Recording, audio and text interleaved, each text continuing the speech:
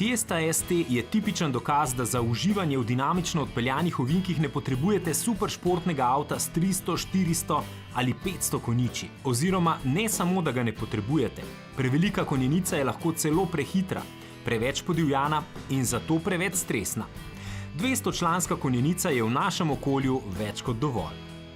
Zgovorna je Fordova trditev, da je Fiesta ST zlahka športni avto, ki ga lahko zaupate komurkoli, tudi vozniku z malo izkušnjami.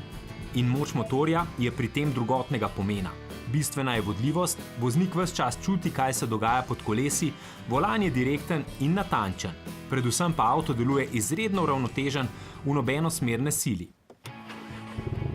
Seveda pa ga voznik lahko tudi malo bolj pritisne, če to želi, in pri tem Fiesta ne bo zbezljala. To nam pravi, da v Fordovem oddelku Performance dobro vedo, kako se stvari streže. Fiesta ST je produkt vrhunskega znanja.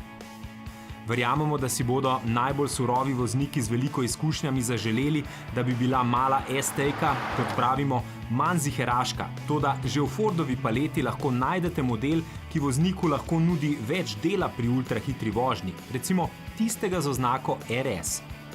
A hkrati že tudi Fiesta ST nudi veliko športnega karakterja.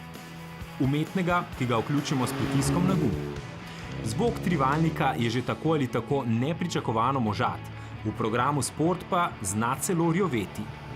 Če torej povzamemo, za dneve na dirkališču si boste verjetno želeli več, toda za uživaško ovinkarjenje po praznem ovinkastem slovenskem podeželju boste po našem mnenju težko dobili bolj primeren avto.